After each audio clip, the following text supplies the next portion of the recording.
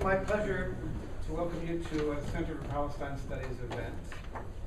Last summer, when the center was still a gleam in our eyes, I had the occasion to call Dan Walsh, our speaker today, because he had a well-known large collection of Palestinian posters. And his first reaction and his consistent reaction has been that his posters were our posters, that what was available to him, what he put up, what he curated and gathered together was something that was completely available for the use of the center as it grew. And in fact, his poster collection, which is called the Palestine Poster Project Archives, technically, you can find as one of the original links on the center website. One of the original resources that we put up, and it's part of what we hope is a growing list of scholarly resources for work on Palestine and Palestinians. But it's a very distinctive source, a very distinctive archive, and that's what he's come to talk to us about today. He is a graduate student at Georgetown University in the Center for the Study of Contemporary Arab Society, and he's also an affiliate of the Center for Palestine Studies at Columbia. He came today with hard copy. In addition to all this wired technology, he came with a gift to the university, specifically to the library. Our Middle East librarian, Kokab Shabaro, has the actual hard copies here. This nice gift of a selection of interesting, important posters is maybe the beginning of something big in terms of the hard copies being available for consultation at the library. He also, today, in conjunction with the center, has put up an archive of 100 what he calls iconic posters.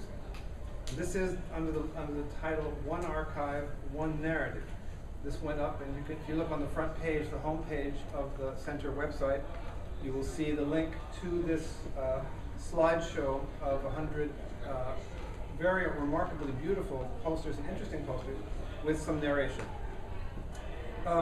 His own archive, the mother archive, so to speak, has in excess of 4,000 posters at this point, and continues to grow every day. We get notifications of new acquisitions and new growth.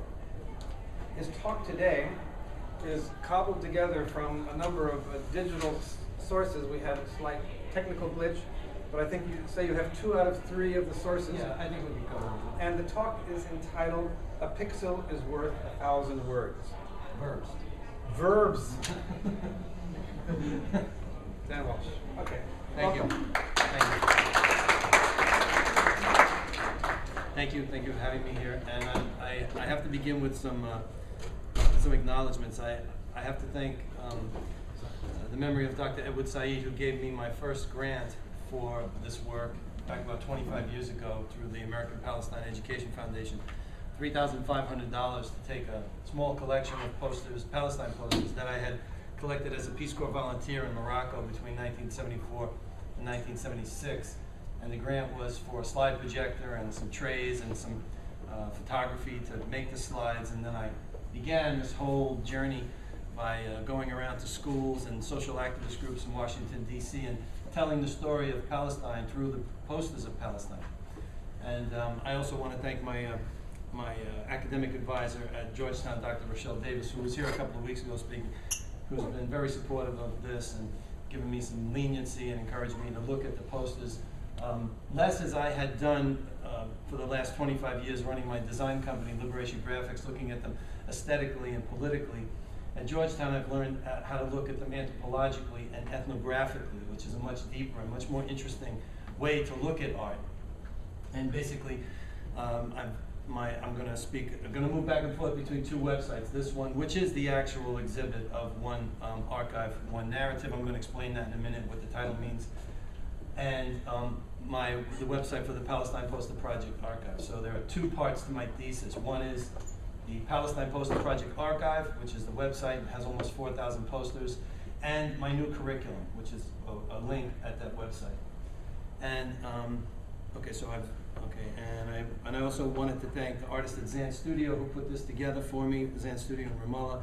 And I want to thank Dr. Eric Zakim, who's a professor of modern Hebrew and contemporary Israeli history at the University of Maryland, who who encouraged me to incorporate the posters of Zionism into the Palestine Poster Project, and I'm going to explain why that's a really good idea, how it works. And he's also handles most of the Hebrew translations and contextualization of Zionist posters, roughly 1898 to the present for me.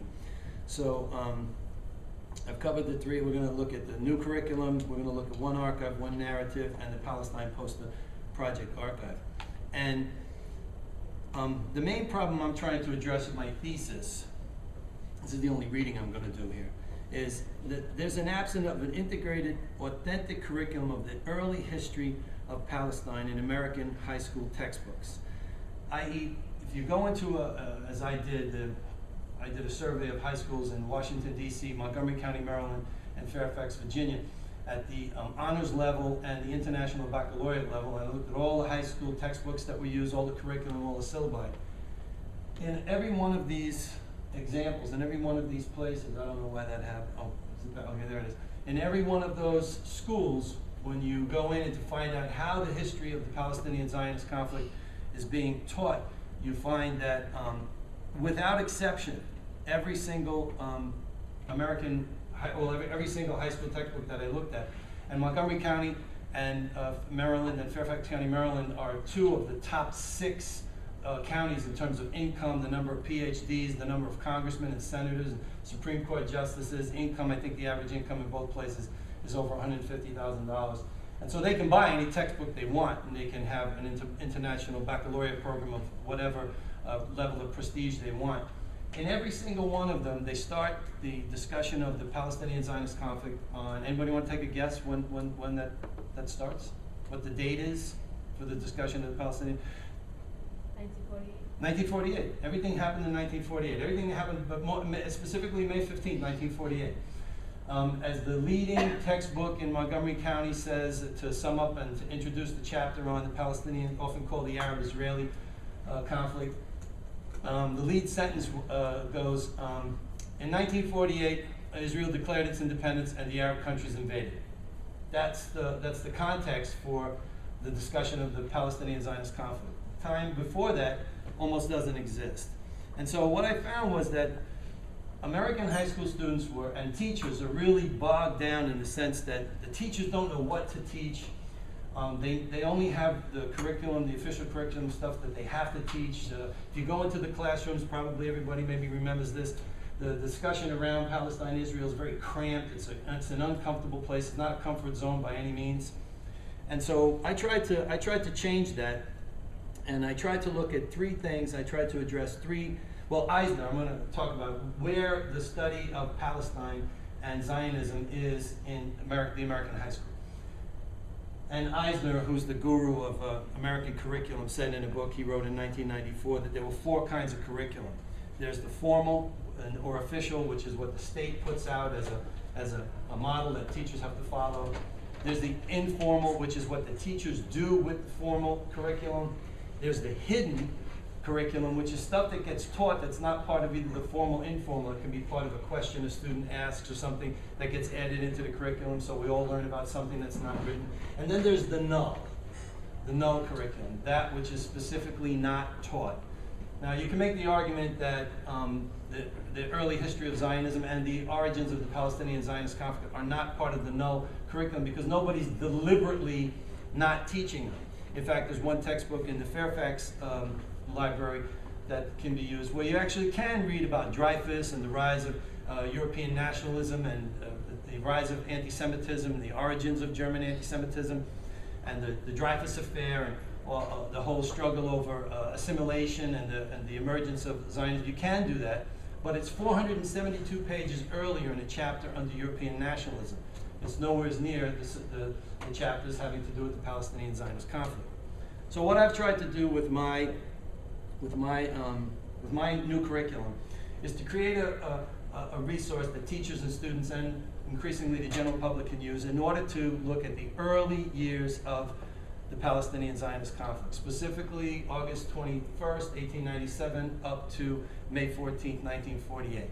You'll find some references broken up, fractured, nuanced, perhaps, I think, anemic in some of the textbooks, but there is nothing that actually follows an arc from Theodor Herzl and the first Zionist Congress in Basel in 1897, where Zionism actually launched itself onto the world stage, on up to today.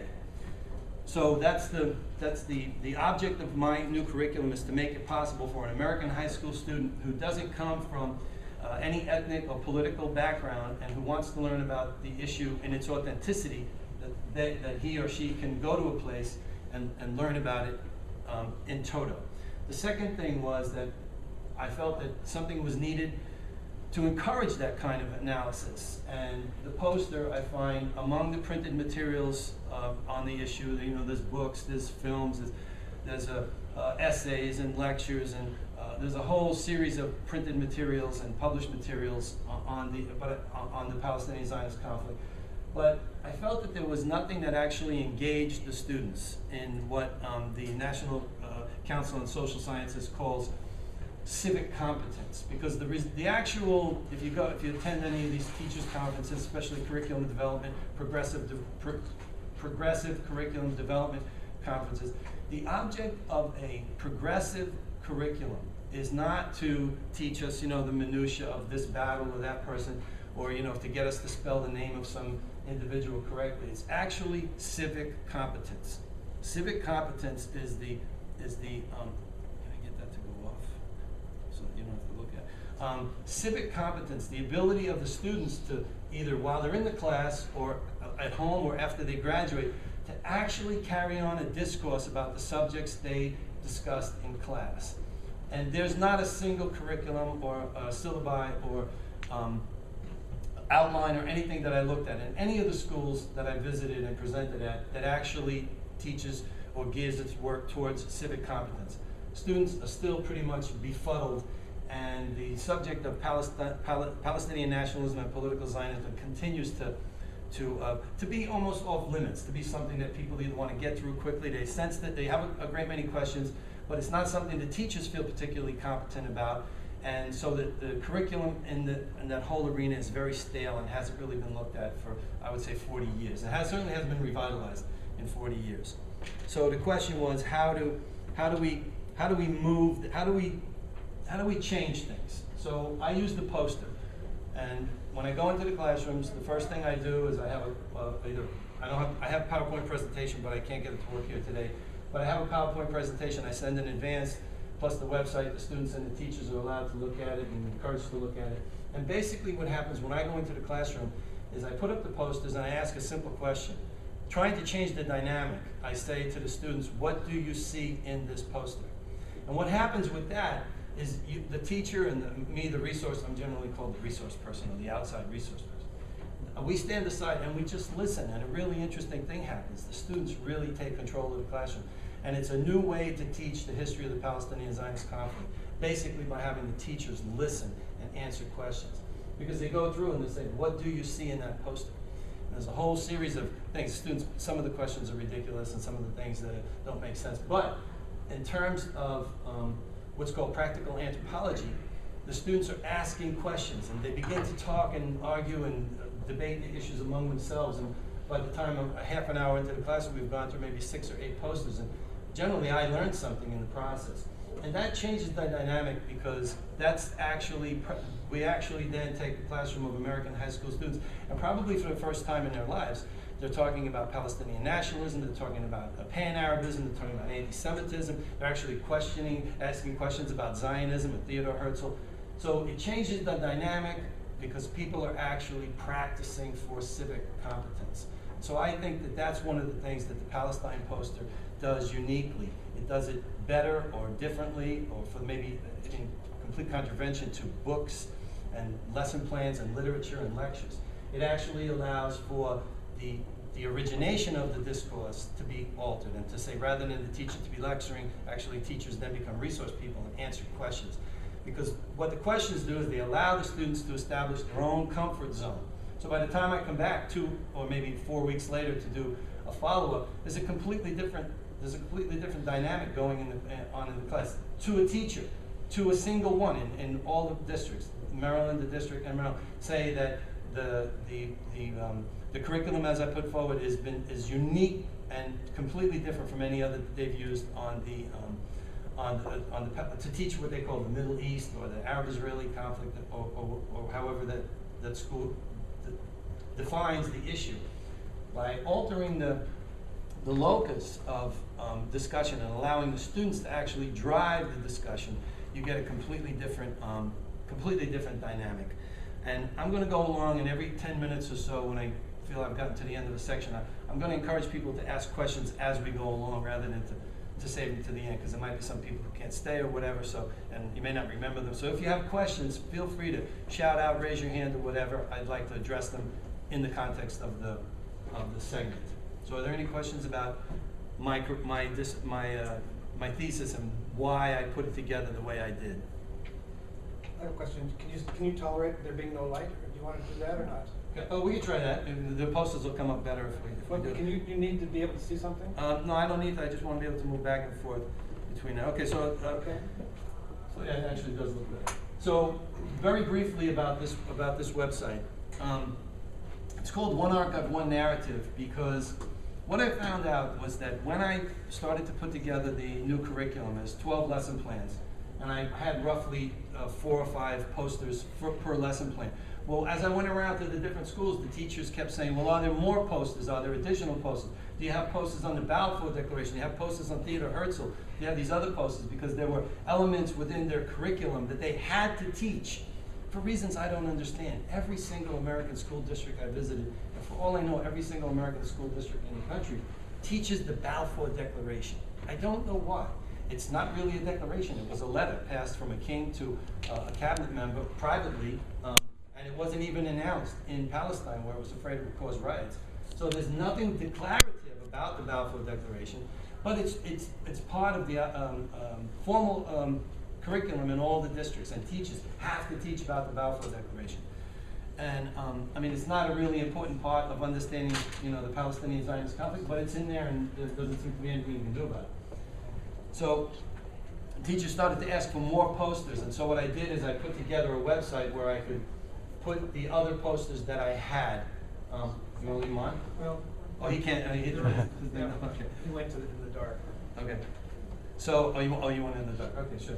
So, so what I learned was that there were a great many posters, and as the teachers asked for them, the Palestine Poster Project archive part of this, which we'll go to, which is right here. I think I can just click on this, and that makes it happen. Yeah. Okay. This is the website. There are almost 4,000 posters on that. That actually grew, and I started putting up posters and hundreds and hundreds. I should tell you that when I was a Peace Corps, I should have said this earlier on. When I was a Peace Corps volunteer in Morocco, 74 to 76, I was stationed in what was then a small suburb outside of Marrakesh. It's now part of Marrakesh proper. And I was teaching in Arabic 8 hours a day, and I had been plunked on it. I didn't have any background in Arabic, and so the Peace Corps assigned me a tutor in the morning who came to my house before I went to school, and a tutor at nighttime. So I was studying 2 to 4 hours of Arabic a day for 2 years, and I was generally just one day ahead of my students in terms of using the terminology for the curriculum to teach the classes. And it was a lot of work. It wasn't something I was supposed to study French. That was what the Peace Corps had said I was going to be studying. Here I was studying this language. I had no background in it.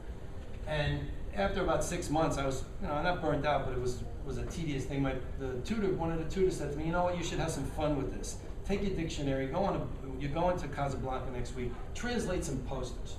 So when I got in the buses, stopped to check the oil or let people on and off, and there was a break, I would get out, and I would walk along, and I would translate the posters or try to translate the posters. Generally, the Moroccans who came up around me, who were illiterate in Arabic, they wanted me to tell them what the posters said. And so this very interesting dynamic developed. I got taken home to lots of really interesting meals. And generally somebody would step forward and help me out, and we'd translate a poster. And this went on for some time. And one day I translated a poster that said Palestine. And I didn't know it said Palestine because my limited Arabic was triliteral, and this had 4 consonants, and what did that mean? And it was a Palestine poster. And it was in Rabat, and it was in front of the PLO mission, which I didn't know anything about either. A guy came out, saw me struggling with the translation, said, you want a copy of the poster? I hadn't even thought that this poster, which was glued to the paper, actually was a piece of paper somewhere. It started life as and I got taken into a room, given a couple of hundred posters, and that's how that started. And I now have the largest archives in the world. And it's roughly 4,000 posters. There's roughly 4,000 here, but only 2,000 of the posters that I have in my basement are online, because the other 2,000 that are happening here are things that have either been sent to me on the internet, or they're actual posters that have taken place now. People, you know, the Palestine poster has the Palestine poster, not the Palestinian poster, but the poster of Palestine started around 1898. Around 1890, with French and Italian travel companies, the precursors of Wagon Leeds and Société Nationale de Chemin de Fer, the tourism companies, of taking religious travelers to Palestine to visit the holy sites. So the earliest Palestine poster, which is up here, I'll get to it in a minute, 1898, comes from tourism. In 1897, the Zionists had their first Zionist Congress. They had the Basel program, one step of which was to organize world support for Zionism and to use all means of promotion to reach people. So they did, Zionists published books, they did movies, and they adopted posters. So you can't say that the European tourism industry originated the genre. The Zionists in 1897 recognized that they had to publicize their issue, and about 1910 they started producing posters in serious numbers, and they produced Palestine posters. From 1897 on up to 1948, almost every poster published by a Zionist publisher said Palestine, visit Palestine, invest in Palestine, travel to Palestine, emigrate to Palestine. So the Palestine genre was given a great shot in the arm by early Zionism. May 14, 1948, the Palestine poster, as we know it, and as we'll see it in the show, ceased to exist because Zionist Palestine no longer existed. Historical Palestine ceased to exist, and Israel came into existence.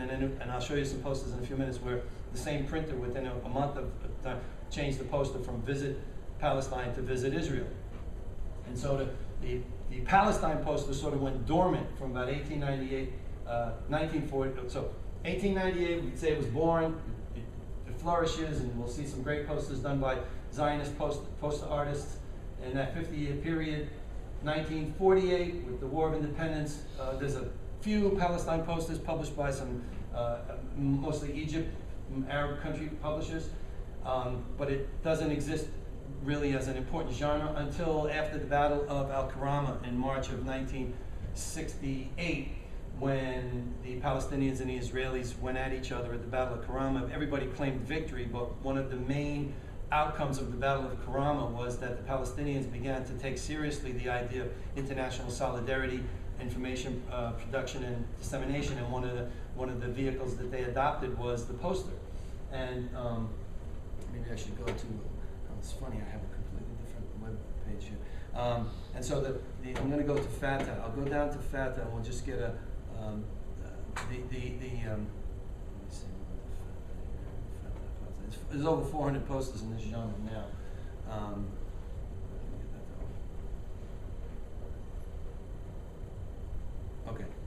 Okay, so here we have a special collection of the posters of FATA, which you can see in the early days they were mostly black and white. Many of them don't have logos, they're not signed, and they're basically works done on the run, thrown together. But artists came out of the woodwork. Palestinian, Arab, Muslim, and international artists came out of the woodwork and started to contribute artwork. And FATA took the poster very seriously and used it for all kinds of things. In fact, the only book written on the Palestinian published poster, called the Palestinian Poster by Shafiq Redwan, is actually a doctoral dissertation on this early period when the Palestinians were just beginning to comprehend the use of the poster as a way to generate solidarity and also as a way to tell a story and to counter even internal Palestinian Palestinians talking to one another. Many of these early posters are done only in Arabic. So, you know, like this one here by Nabil Naba, which is in the Library of Congress. Let me get that to go. You know, it doesn't have a logo, it's just down here. You can't read this program, but it says Munazama Tahrir Palestiniya in Arabic. And this poster, the original, is in both the Library of Congress permanent collection, which I've tried to get them to find. They can't find the poster, so that we can shoot a better JPEG of it. It's also in one of the earliest important books about poster art, contemporary poster art, called Prop Art by Gary Yanker. So I'm going to go back. I know this thing doesn't let me go back. I'm going to go back to special collections, scroll down again, and come back to FATA. So let me stay on that.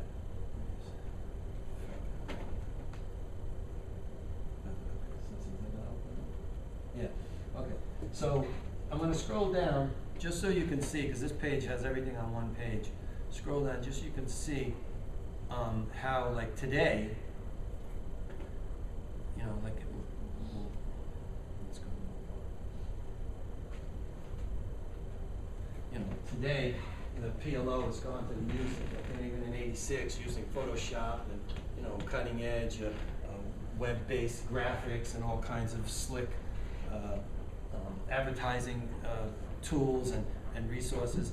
And so in 1968, this is the arc. It's important to establish roughly 1890, the European tourism creates the genre, the first Palestine posters. Zionism in 1897 with its first Congress adopts the poster as a serious resource, and for 50 years creates Palestine posters. That ends in 1948. There's a hiatus. 1968, the Battle of El Karama. The PLO adopts the poster as a serious communications resource, and shortly after that, almost like within a year, the international art community gets involved in that, which explains the four well springs. All of these posters, the 4,000 that are here, the 4,000 that are still in my basement, and the thousands that are being created all around the world on Palestine right now, they all come from four well springs: Israeli and Zionist artists and agencies, Palestinian nationalist artists and agencies, Muslim and Arab artists and agencies, and international artists and agencies. So you can put all the posters that are done here in one of those four categories. And the reason why I chose not to call this the Palestinian poster project archive is that many of the posters are not done by Palestinians. And in fact, the Palestinian nationalist wellspring is only one of four, and it's not even the largest, not yet anyway. So some of the concern was that by putting these archives together, I was basically equating them, or there's the whole issue of normalization now within the Palestinian national discourse. And I'm not suggesting that these posters are equal, or that they're all the same, or that some are better than the others, or whatever. What I'm saying is that for an American high school student to try to understand the origins of the Palestinian Zionist conflict, and to get a grasp on it, and to be civically competent, to be able to discuss with teachers and their neighbors and other people the arc of history, they have to basically have access to the same history that Palestinians and Israelis do. They have to be able to argue the issue the same way Palestinian nationalists and political Zionists do. And I found that the only way to do that was to present all the posters. The Zionists provided some of the early posters, which gives us really a window into Zionist psychology and early Zionist history. And then, starting in 1968, the Palestinians play an increasingly important role in fleshing out the details of that history. So, are there any questions at this point? Could you show us a map of Palestine in 1897? Yes. Well, 1898. 1898? 1898, yeah. If I can figure out, Miriam showed me how to do this. Okay, yeah. All right. So, this is not. Okay. So, there's a little slide here.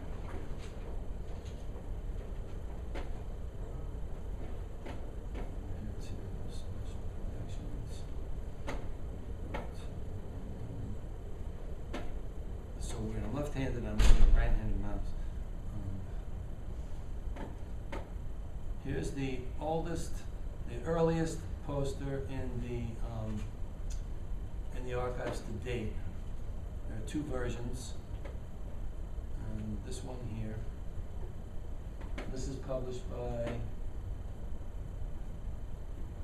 Okay, and this is in the slideshow as well. This is published by Paris, Lyon, Mediterranean Tour Lines, which is a precursor of the modern French SNCF, which is the French National Rail Service.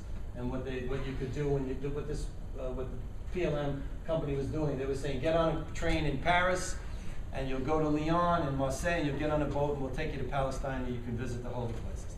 So this is the oldest one. There's another Not verb. the entire territory. Sorry? It's not the entire territory that would appear on a map, though. That's what I'm asking. He asked for a map. Oh, did you ask? He asked for a map. Oh, yes, I thought you asked to see Map the that oldest. appeared in 1898. I don't know. Okay, well, there's a special collection in here called Maps. So it's not comprehensive, but let's go to that.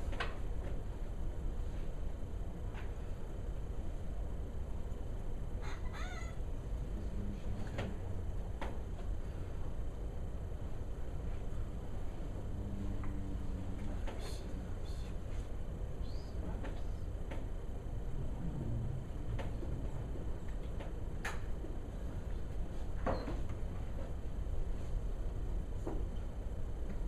So there's a map for from 1710, and this one here, Mars, Mediterranean Mars, is I think it's from 1580. The date's in there somewhere, but there's a whole there is actually a map website, a Palestine map website has all kinds of maps.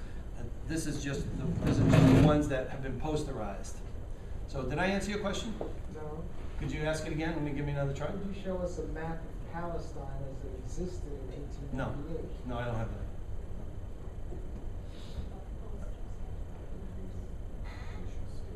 What is Palestine as it appeared in 1898? Yeah, I don't have that. What did the I don't have that. territory encompass? Well, I mean, okay, so there's 109 maps at this website. Most of them are in poster form, and they're a product of modern lithography. So, But there was a territory of Palestine that encompassed Jordan. was there another question? Did somebody else have another question? Let's continue. Yeah. Yes. Do you have any posters from the United Nations? There's a whole special collection in here on United Nations posters. Yeah. Okay, so any other questions? And okay, so I'm going to shift now from the I'm going to actually go back to that for a second just to wrap that up if I can get into that. Okay, so what you do in this, it's 100 posters. It has 2 web links. One takes you to the website, and another one takes you to the Center for Palestine Studies website. And up there, if you click on the number, it will take you to that poster's page in the website. So if you want more detailed information or any wiki links, or if that artist has a special collection, or if it's part of a, you can get the more complete data for that poster by clicking on that. And you can click on this button right here to go to the next poster. And you click on the return arrow to go back. And this is what's on the website as of today. This is the website as of today. On the Columbia Center for Palestine But Studies. it's actually being debuted right now. This is the first time it's being seen. There's 100 posters. It's hopefully the first of many exhibits, online exhibits. I hope to actually have one for every special collection. There's been a lot of interest in having the posters used as screensavers and in classrooms and as exhibits. So we're going to try to format the entire 4,000 posters and however many it winds up into discrete and focused slideshows. Okay, all of these posters are available to students to download, journalists, wherever. There's no copyrights involved in any of these. Use of the JPEGs, and for most of them, if you click on, let's click on this one here. You go here. You can go almost for all the artists who have them. I've clicked directly to the artist's special collection, and you click on the poster. You can actually write to Juan Fuentes, the artist who did this. And if an artist is alive and has a website and an email and has sent it to me, I included it. So you, as the student or the journalist or the researcher, you can go and reach the artist directly. I mean, you don't have to write to me to get the artist's information if it's available. Now I'm going to go, okay, so now we're going to stay here and just go through a couple of the special collections. There are 444 of them as of today.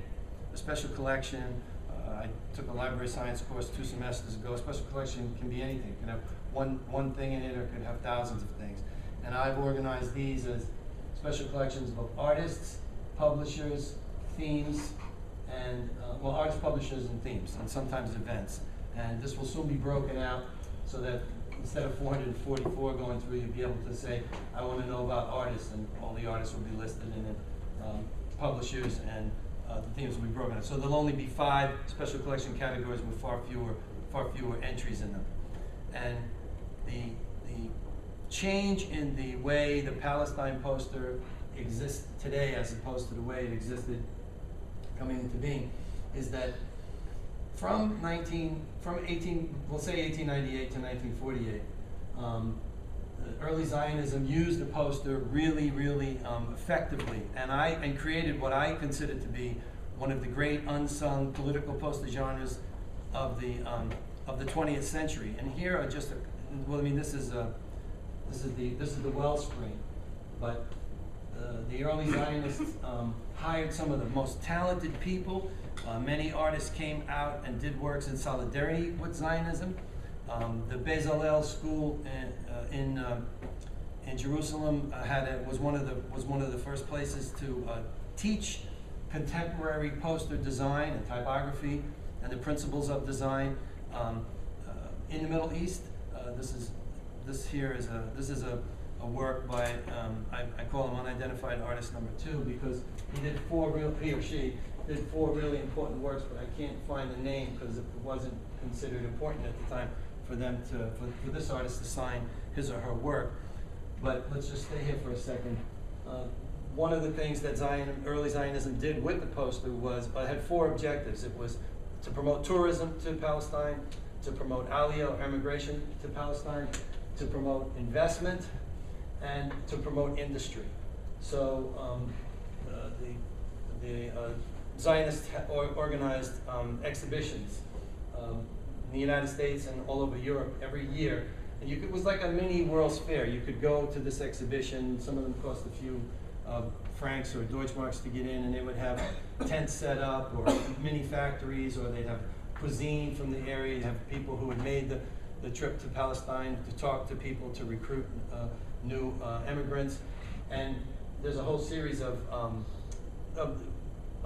Palestine exhibitions where you could go and you could buy handicrafts. You could do all kinds of. You could supposedly get a sense of what it was like to emigrate to Palestine through these exhibitions.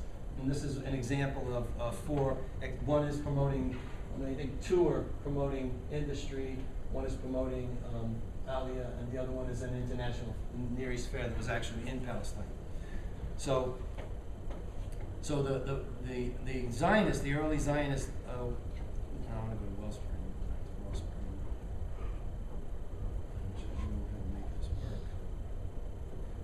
I want to go back to the early Zionists.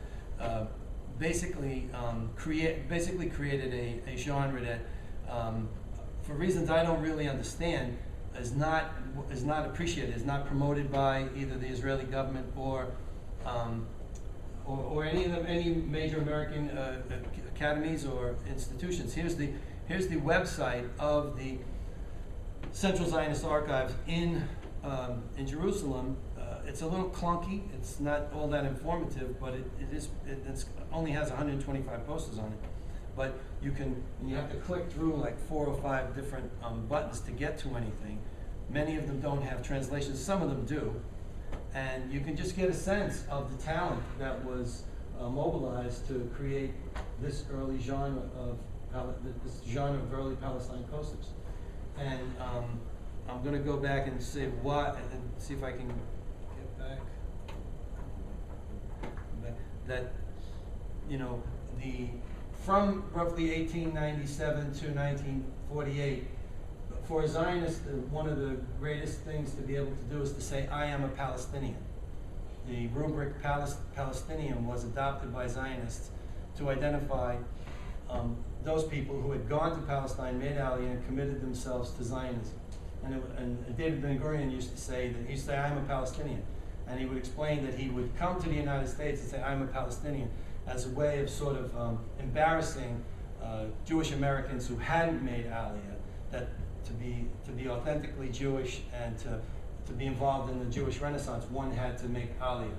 And so what I say in my thesis, and I have a 5-point definition up here in this section, is that a Palestine poster is, above all else, any poster from anywhere for any language on any reason that has the word Palestine in it, in any language. So the early Zionist posters almost all had the word Palestine in them, or printed in Palestine, or whatever. So that established the genre, and by incorporating the poster art of early Zionism, Americans and American students, and I'm specifically focusing on high school students trying to grasp the issue. I'm not focusing on art galleries and collectors and other people who are also welcome to visit the site, but my site has a very specific demographic. They can see the posters that were actually used to teach the principles of Zionism to proto-Zionists, and by Zionist artists and published by Zionist publishers. And so the quality of that narrative is unsullied. There's no interpretation really involved on my part. I can just present the material and say, here's how Zionism saw the world, or saw its principles, or considered its objectives through its poster art starting in 1898. And I'm going to try to find for you here perhaps the most well-known, depending upon certainly the most talked about Palestine poster of the last 5 or 6 years. Well, it's designed by this artist, so I'll get to it through this way. Franz Krauss, who's considered the eminence grise of Zionist poster art. In Visit Palestine, and there's an entire subgenre within this that all have the same title, and they pretty well represent the tourism rubric of the Zionist posters, showing the earlier ones showed build industries and invest. This one here promotes mostly religious, but for purposes, if you read any of the documentation, for purposes of generating foreign currency, tourism, they were happy to have tourists from anywhere. And this poster has an interesting history. It was reprinted, it was originally printed in 1935 by the Jewish Agency for Tourism in Palestine. It says that on the poster. But in 1995, in the wake of the Oslo Accords and all of that, David Tartakova, who's the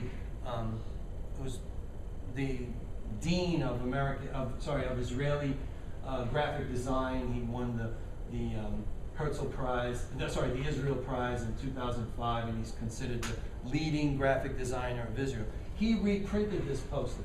You can see Krauss's logo over here, and he reprinted it exactly as it was, and he reissued it. And he was surprised. I mean, we've had interesting conversations. I interviewed him last year in his house in the old city of Jaffa. And when he reissued it as a way of honoring Krauss and of sort of celebrating the Oslo Accords and the emerging peace environment that was happening. He had no idea that the Palestinians were going to see this poster and immediately appropriate it and basically adopt it as their own, because for the Palestinians, this poster here basically kicks the legs out from under a series of Zionist myths. That there was never a place called Palestine. There were never people living in Palestine. Palestine was a barren desert. So this poster is, at last count, being published by at least 12 underground Palestinian publishers, including in Gaza, and it sells like crazy. And it sold out. David Tartakova, who did the original press run, sold it through the Israel Museum, where it was a blockbuster. It sold like crazy. Hardly any tourists. They said that for the months that it was available, hardly anybody left the Israel Museum without buying a copy. And so there's a deep irony in here, in that posters published by Zionism in 1935 carried a very different message and were received very differently than they were when they were republished in 1995. And so this poster has become sort of like is a product of early Zionism, but has become a sort of a standard in Palestinian refugee camps and Palestinian homes, because for the Palestinians, it embodies the country. It challenges some central Zionist claims to the barrenness of the land and the fact that there never was a Palestine. And there are several, and so sorry, yeah, sure. On this poster. But no matter what, like even this poster, you can say that desertification of Palestine. The what? I call it desertification, make it desert Palestine. Are you saying desertification? Yeah. Meaning as in there being a desert? Yeah, because you take it out, you see only one tree, all the area beyond the buildings. The trees, there's cypress trees there. Well, there's a cypress tree right here, and there's gardens, there's lush gardens. Yeah, and one tree, yeah. No, but these are the trees in there, there's cypress trees in the garden. There's cypress trees here, there's a garden, there's mountains. This is done, because beyond the houses and so on. So your point was that your point that this poster points out that Palestine was a desert? Well, the culture of the period of Zionism, Palestine is a desert, nobody there. There are holy places. Well, the holy places there are. Well, let's look. You raise a good point. Let's look at a couple of the other posters from that period that do the same thing, that basically touch on the same subject. And here's a poster, done by Zeev Rabban, who's also one of the great early poster artists of Come to Palestine, published by the Jewish Agency for Tourism in Palestine. And there you see a very different Palestine from the one that's spoken about, as a desert and land for people. This is not the Palestine that most Zionists were saying existed when they tried to recruit people and say the land is empty, there's nobody there, come and bring it to life. This is a very lush and verdant and populated place. Oh, you don't see people here. You see the images are insane. Okay, all right, okay. So you're not happy with that one. That one works for you to okay. I'm not sure that any one poster can deal with all the mythologies or all the this, by the way, copies of all of these are, if you want to see the originals, the Library of Congress has all of these, as well as online. So here's another one, Visit Palestine. And basically what I'm saying is that in terms of the class discussion taking place, people saying Visit Palestine, is what did they see?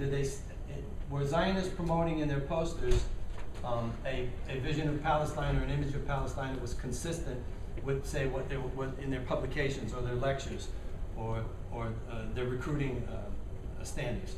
Or were the posters, which were meant for tourism, showing a completely different Palestine? I mean, who would want to go to like a place that was just barren and dry? I understand why they did it. In fact, there are accounts, I'm going to put them online, you can read the accounts of the discussions that went into choosing the iconography and the problems that it might raise. So again, it's an example of a poster done in the 1920s and 30s that runs counter to the narrative of either what Zionism had to say about, say, today, or what it said it was saying in the 20s and 30s. That make sense to you? Let me say something. Like, look here.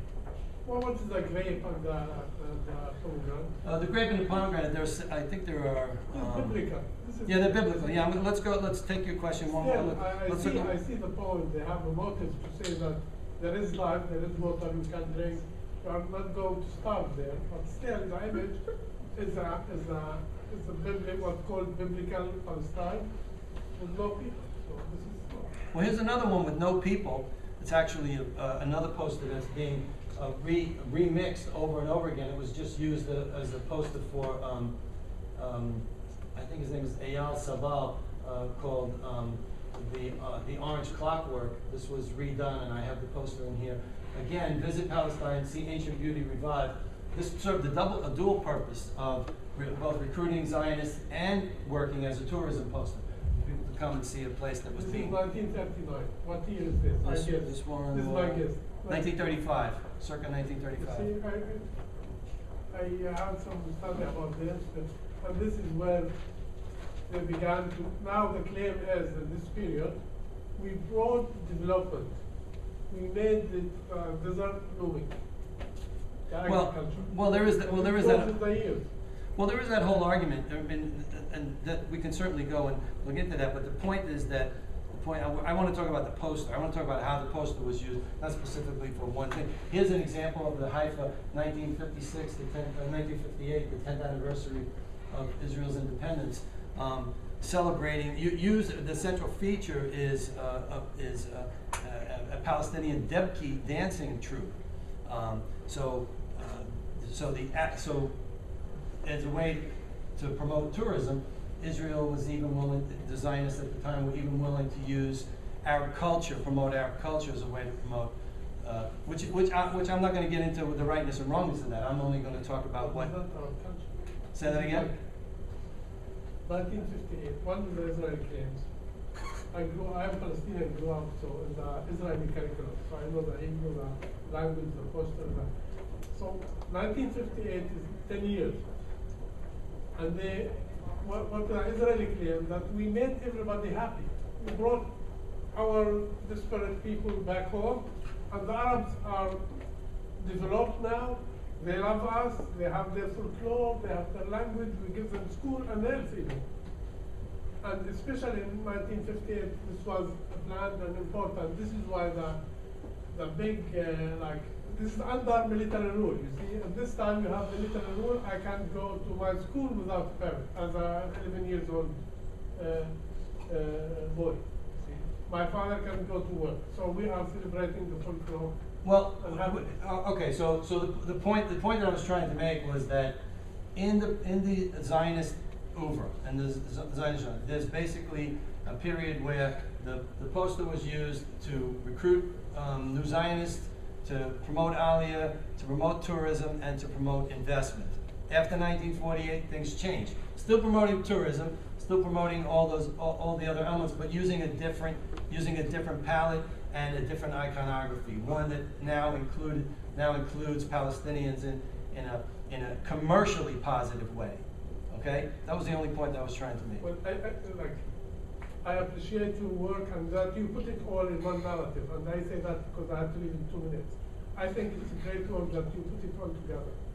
I think no matter what the size, no matter how they do it, it shows that some of the real cases of Palestine. This is the positive things about it. I agree. Okay, thank you. I'm going to move now to Hilmi Tooney. We've talked about some of the early Zionist artists like Krauss and Zebra Bond. One of the other genres that's really interesting to look at is one of the wellsprings is Arab and Muslim artists. And so, in the early days of Zionism, many artists, Czech, Bulgarian, French, Italian, Spanish, came either commercially or out of solidarity with Zionism and produced posters in support of Israel and Zionism, promoting the 4 goals I just mentioned: tourism, investment, Aliyah, and trade. The same thing happens after 1968 relative to Palestinian solidarity, where artists from around the world begin to produce posters in solidarity with Palestinian nationals. Something that didn't exist before March 1968 and the Battle of Al-Karama. And part of the reason why that is probably worth mentioning, is that at the Battle of Al-Karama, which was supposed to be a cakewalk for the Israelis had initially planned to walk in, spend 4 hours decapitating the Palestinian political leadership in the refugee camp of the same name next to the town, Al-Karama. But it was in Jordan, because after the 1967 war, a lot of the Palestinian guerrillas had bled back over the border out of the West Bank into Jordan, and they were congregating in the refugee camps licking their wounds because the Israelis had trounced Syria, Egypt, Jordan in the war. And so the FATA leadership kept doing raids into Israel, crossing over the border, blowing up bridges and stuff, and the Israelis said, we don't need to tolerate this. We're going to send in a couple of battalions, and we're going to take care of this problem. So, and there's a couple of really interesting accounts online, including at Wikipedia. And so, but the problem was that the Israelis had a good relationship with Jordan, and they had to go into Jordan, and they had to do a lot of shooting and breaking things up, but they didn't want to.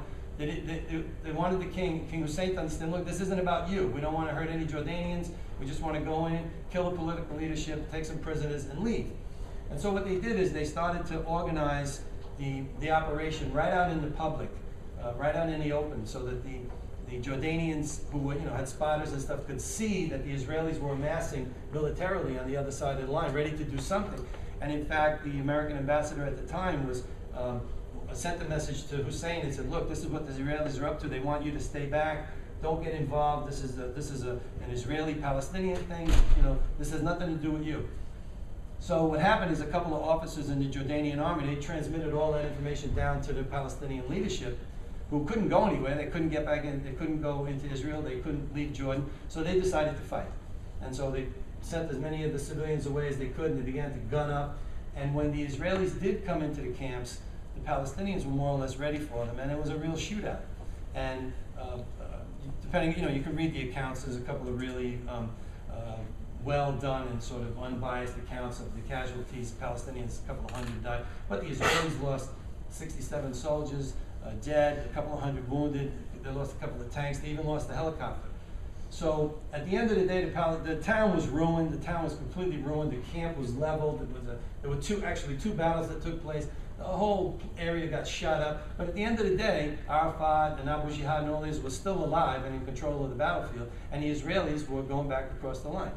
So the Israelis claimed victory, and so did the Palestinians. And coming in the wake of the enormous defeat of the 1967 war, all through the Arab world, the Battle of Al-Karama reinvigorated Arab pride. It reinvigorated a sense of Palestinian nationalism, almost in a sense of utopia. And in that moment, in the moment created by the outcome of the Battle of Al-Karama, the Palestinians organized their first international political communications office called Unified Information. And all of their posters you'll see on the bottom of almost every one done by FATA or any of the PLO groups. It has the letters Mim, Taf, Fa, Munazama Tahrir al-Falastiniya. Mim, Taf, Fa, Ilan al-Muwahid, Unified Information. And so coming out of that, you could say that the Battle of Al-Karama, whereas the First Zionist Congress was the impetus and the birthplace of the early Zionist Palestine poster, the outcome of the Battle of Karama in 1968 was the birthplace of the contemporary Palestinian nationalist version of the Palestine poster. And there are many parallels and similarities. There's also a lot of differences between the two. But the thing that is common to them is that they almost all have the word Palestine printed on them. They're all talking about the same place.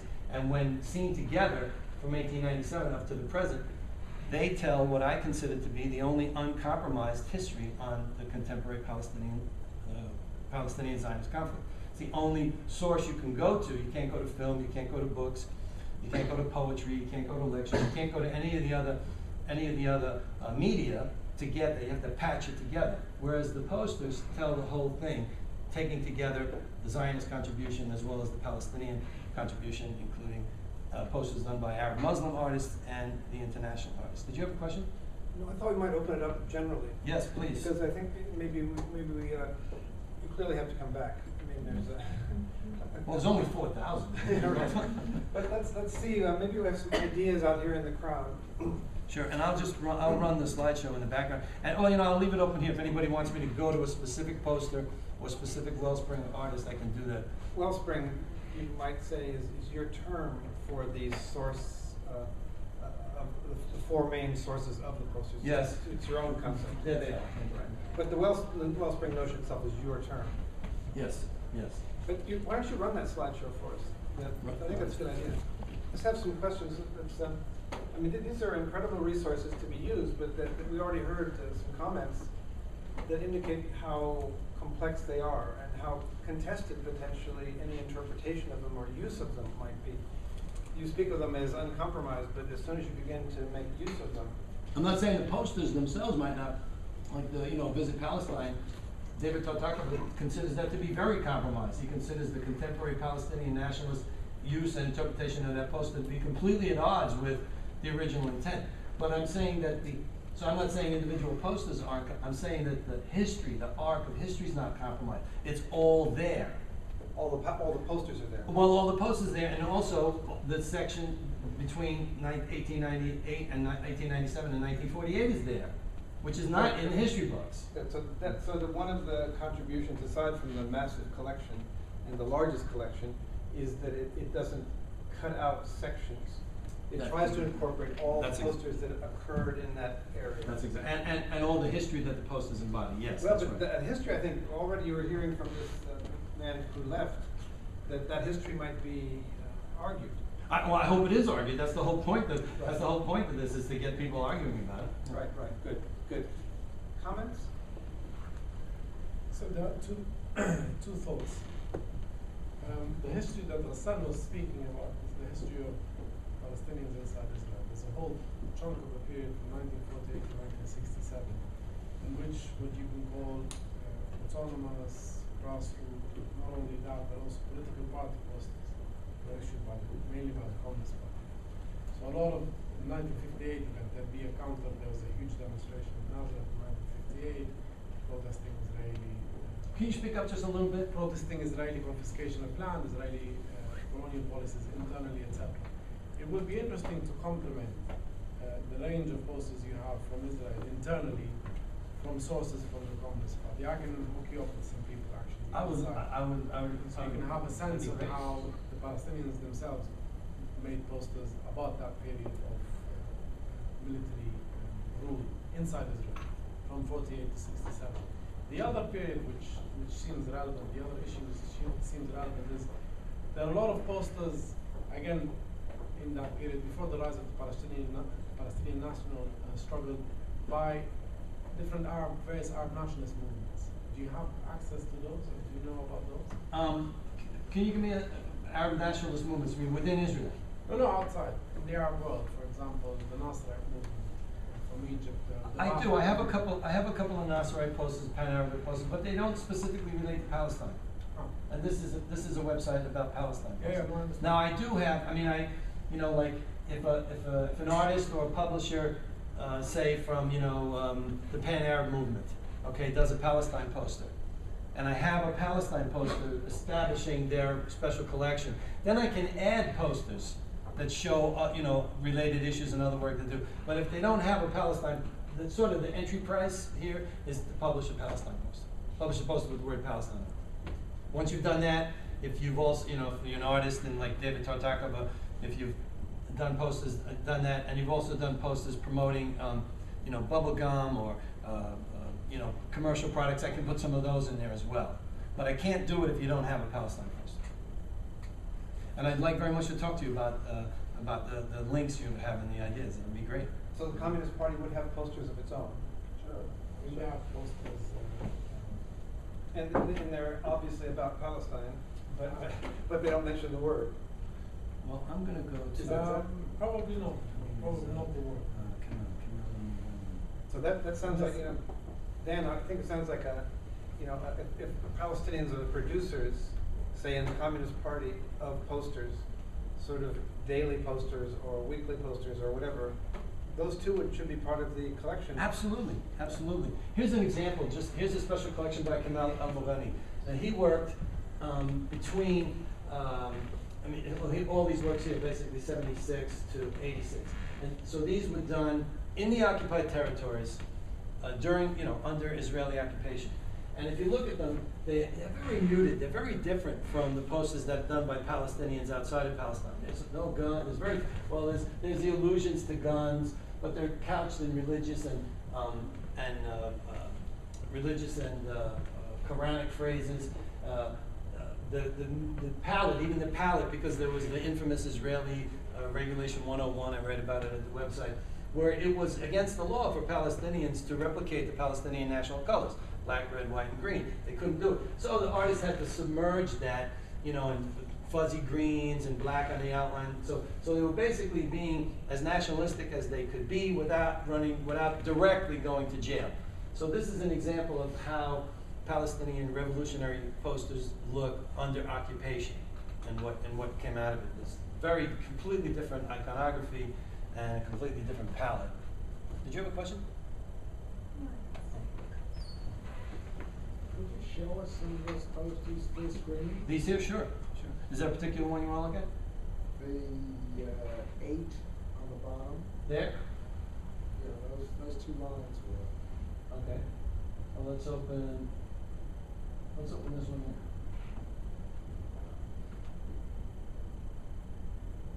I think I'm hitting this correctly.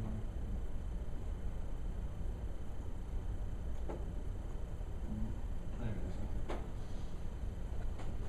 I glimpse it with its full. So, you know, the chains, it's an iconic symbol for imprisonment. You got a couple of battles. This is actually a pretty militant one. The clenched fist is a symbol for Samud, Palestinian, the notion of steadfastness and resistance. These little helmet-like houses are a feature of this particular artist's work. The flower represents reblossoming, continuation of determination to reblossom. You get the outline of Palestine here. You get the rough outline of Palestine. You know, Gaza would be right here, and this is the Sinai. This one here, continuity. Like, continuity is the title, so you wouldn't have like, you know, in this particular publisher, Ibn Rushd, this particular artist who was arrested a lot of times. You're not going to get anything like, you know, revolution until victory, whatever. These works were they're small posters. These are about maybe 17 by maybe 14 by 20, something like that. And these were sold in sets, and they were sold by a publisher called Ibn Rushd, who's now out of business. And they were meant to be able to allow the artist to deny that they were militant or that they were anti-Israeli or that they were nationalistic. But Maybe show us another one from the same period. sure. By the same artist? Yeah. There were ones in the same line. I don't know how to go back on this thing. There's content. Oh wait, here you go. The arrow all the way to the left. Yeah, but the arrow keeps going away on me. Okay, let's try that. Okay. So, let's do this one here, which confused me for a long time. This is the anniversary of a massacre. The anniversary of the massacre at Al-Dawamiya, which I haven't been able to find any actual reference to. Oh, is that true? Maybe somebody did find one. Yeah, we did find one. Okay, we did find one. Okay.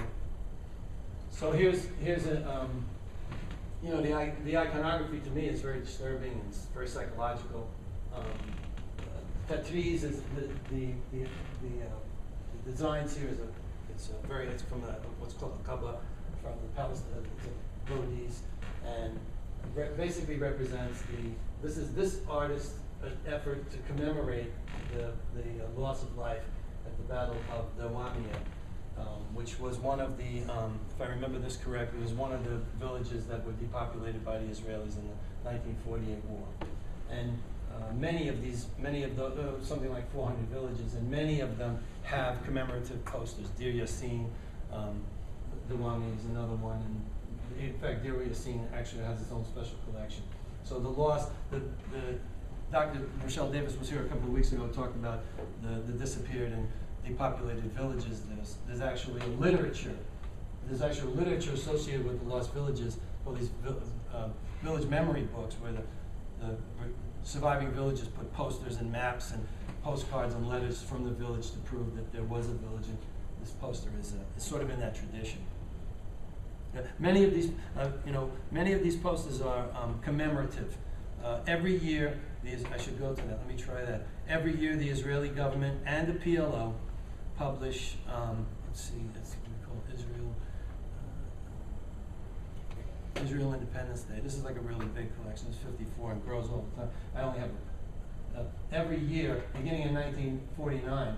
This is the first Israeli Independence Day poster. Designed by a guy named Otto Walish, who was one of the great early Zionist graphic designers. Every year, both the Israeli government and the PLO publish anniversary posters celebrating just the fact of having survived another year. I mean, that's the subtext for the Israeli and Palestinian anniversary posters. And they started out only being done by the governments, or in the case of the Palestinian, by the PLO. But now individual artists and companies and El Al Airlines and the Palestine Authority and the Palestinian schools, everybody does, and everybody can, and more people do, produce anniversary posters, self-publish. So it's no longer a genre that's dominated by government-produced posters. Some of these are very, I think, very educational. This one tells an entire story. And I have the translation down below, all the Hebrew down below. But it's basically a compendium of Israeli and Zionist symbology, and tells a story about what was important to the artist and to the publisher of this poster, who was, let me see, was this, this is the World Zionist Organization. Okay, it's the World Zionist Organization, 1968. So, and these are very collectible. The Israeli Independence Day posters are a very hot eBay item. I don't think they were done in large numbers, and only a handful of people thought to collect them, and so there aren't a great many of them around. Is there something something someone else wants to see? What's the most recent one you have? The most what? The most recent. The most recent one. Okay, let's go back to that. Of this category? Of Israeli independence posters?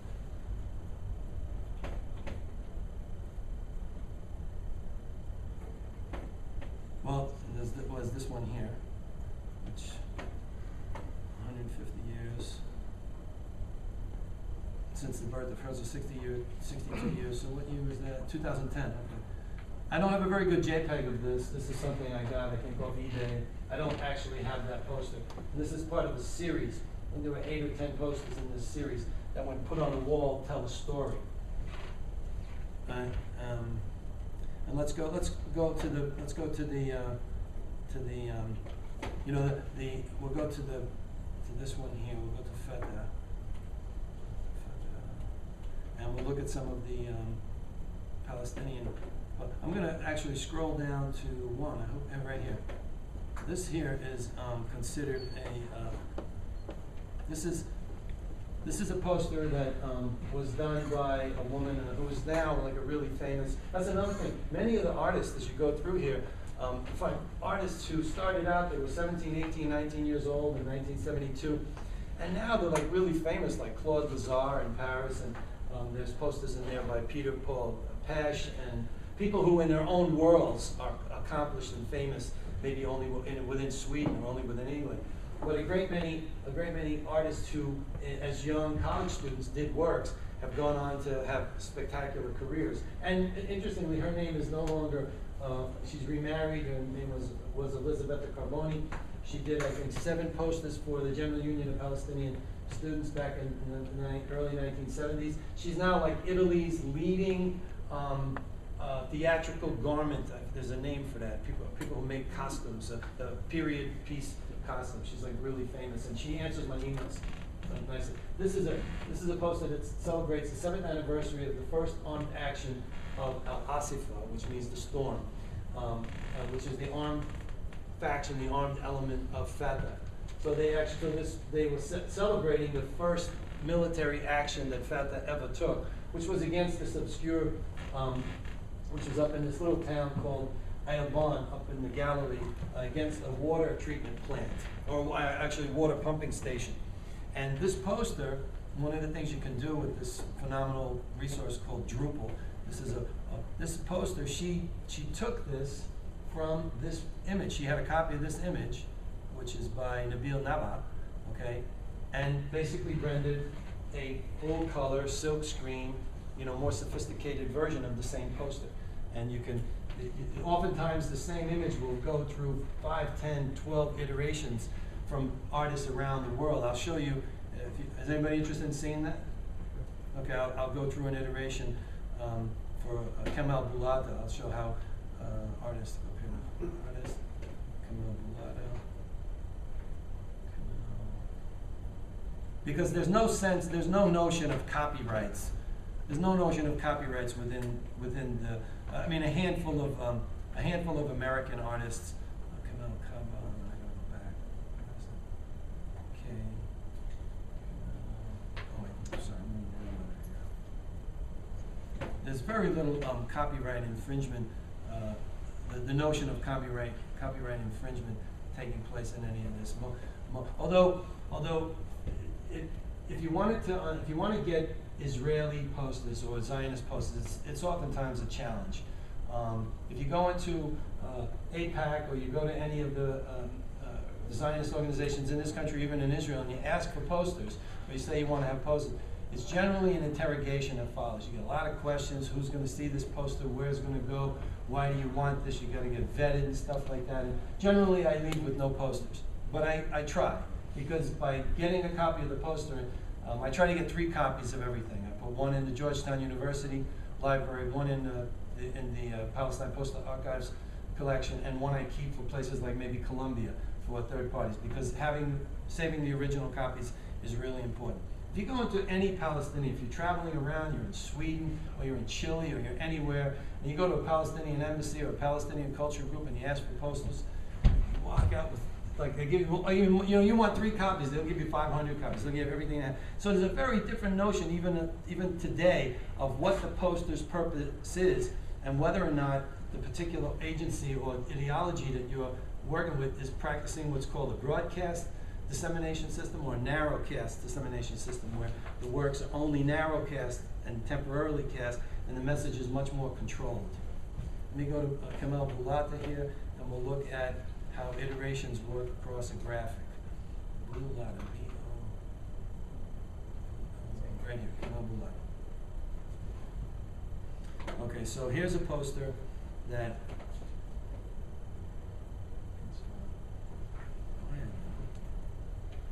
So here's a poster called Revolution Until Victory. And this was done circa 1969. Now if you click on this one here, called Palestine,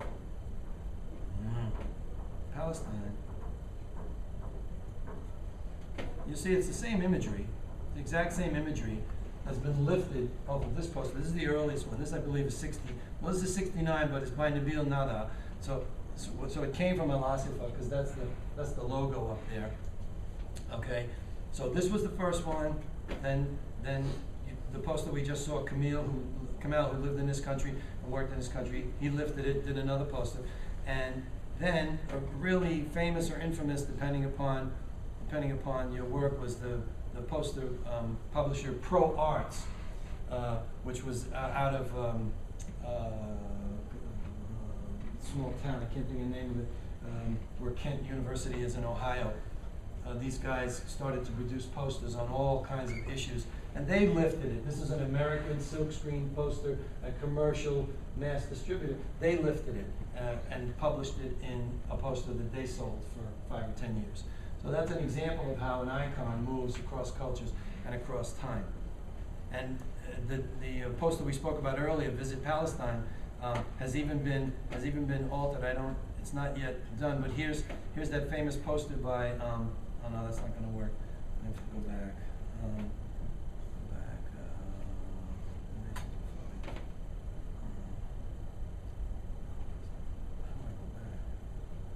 Like this arrow.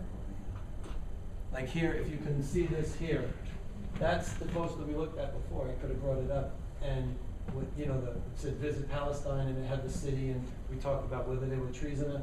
And this artist has just taken and run a section of the Israeli barrier / apartheid wall across it to make his statement about the ability to visit Palestine.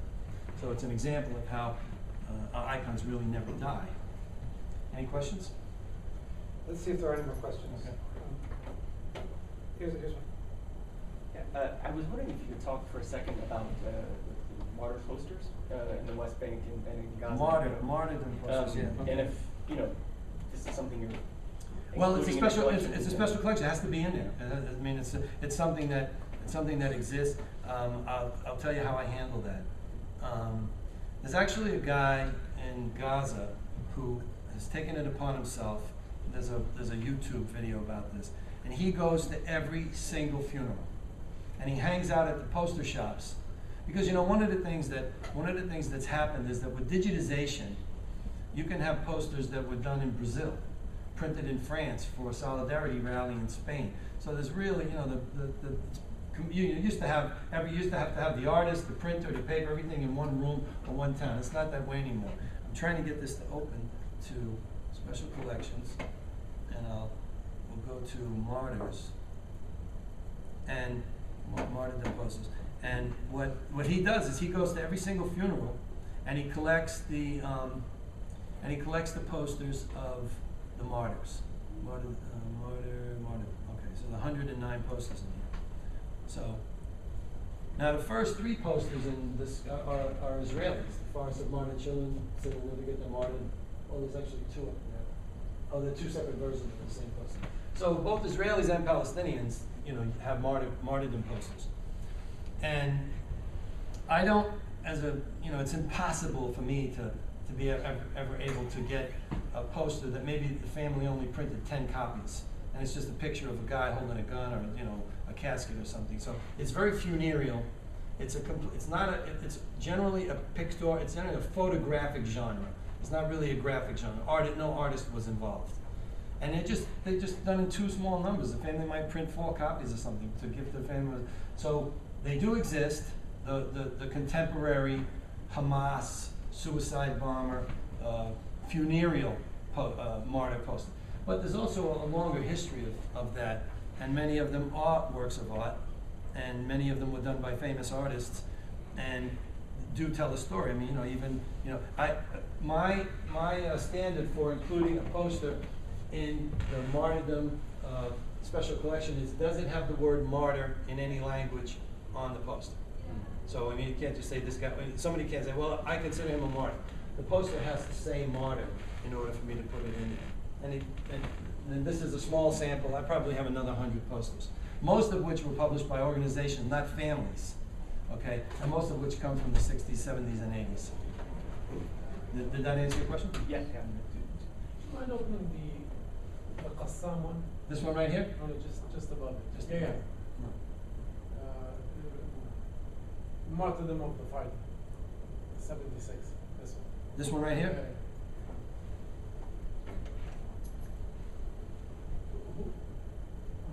Wow. What did you want to know about that one? I was just curious. It is curious, or you're curious? No, it's just the design. The issue is the Democratic Front for the Liberation of Palestine, right? Yeah. And Din Qassam usually, and now in the 30s, of course, was an Islamist figure. He was the head of. He was martyred just before the revolt. Well, there are Islamist factions that run through almost every Palestinian and every Arab political organization.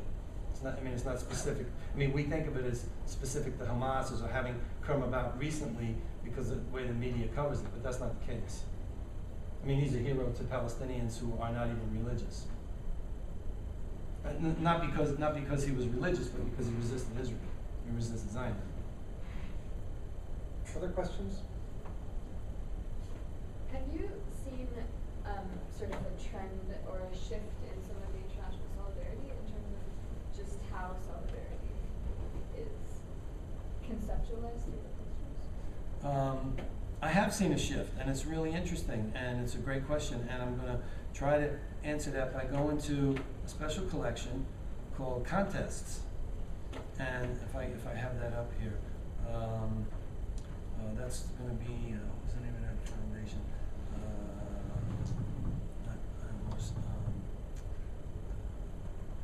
Okay, let me answer that question this way. Let me do that in a two-way question. Let's go to Blue Star PR. Okay, Blue Star PR is the premier American-based Israel advocacy poster publisher. So if you want to get posters that manifest solidarity with Israel, okay, then you go to Blue Star PR, and they can download these and you can buy them. And this is take a look at the iconography of this. Ray Charles is in there, Native Americans. There's some really weird stuff. I mean, I totally don't get this poster at all. I mean,